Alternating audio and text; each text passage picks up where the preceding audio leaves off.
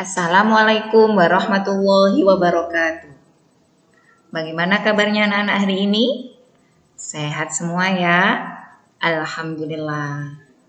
Baik anak-anakku semuanya, minggu ini kita sudah masuk tema 2 ya. Dan untuk PAI, kita belajar bab yang baru tentang beriman kepada qada dan qadar. Masih ingat? Iman kepada qada dan qadar itu rukun iman yang keberapa? Ya, betul. Iman kepada qada dan qadar itu rukun iman yang ke-6 atau rukun iman yang terakhir.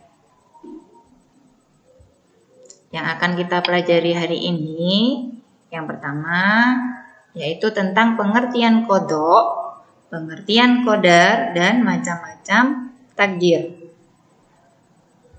Pengertian qada. Qada menurut bahasa artinya keputusan atau ketetapan. Kalau menurut bahasa itu artinya lebih pendek ya. Kalau menurut istilah artinya lebih panjang. Qada menurut istilah itu apa? Yaitu keputusan atau ketetapan Allah kepada semua makhluknya sejak zaman azali. Apa itu zaman azali? Zaman azali yaitu zaman sebelum terjadinya sesuatu kepada semua makhluk Allah, termasuk manusia.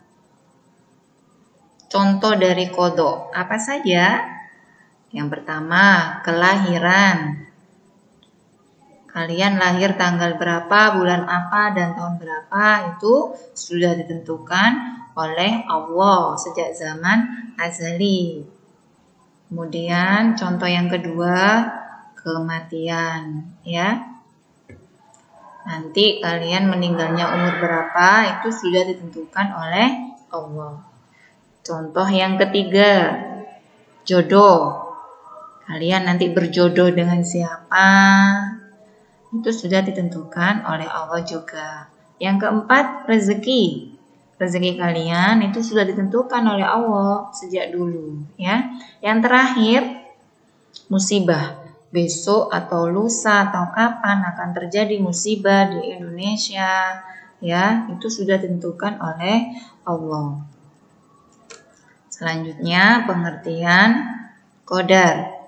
Qadar menurut bahasa artinya ukuran atau ketentuan.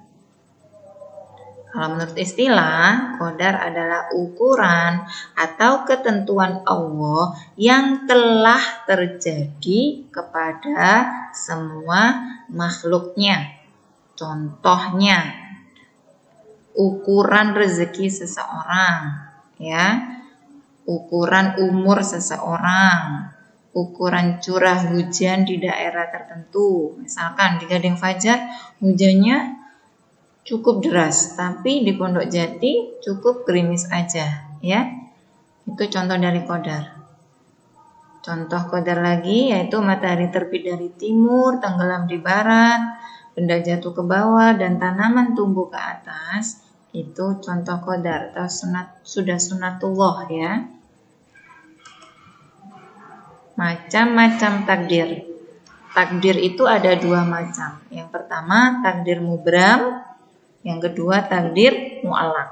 Takdir mubram yaitu ketentuan Allah yang tidak dapat dirubah oleh manusia.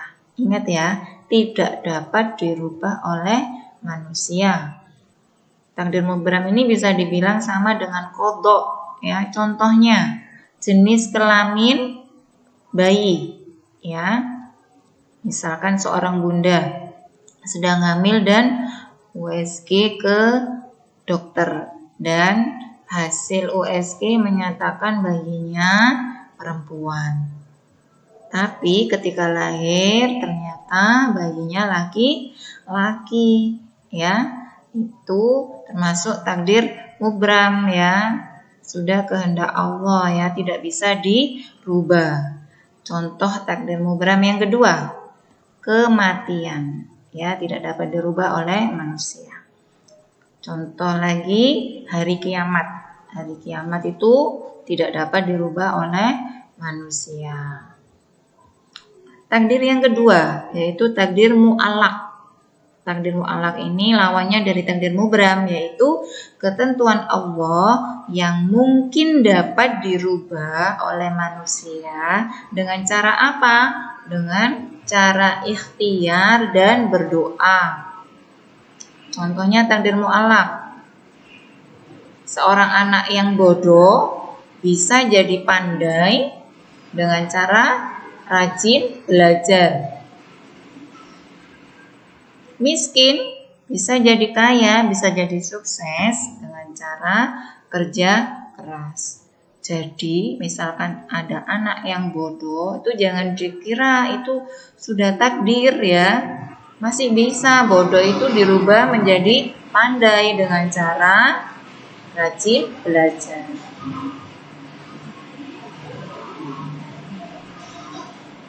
Selanjutnya ada sedikit latihan dari Ustazah biar kalian lebih paham mana yang termasuk qadha, mana yang termasuk qadar.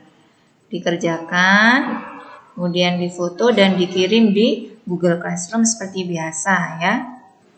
Baik, anak-anakku semuanya, itu materi dari Ustazah hari ini. Semoga bermanfaat.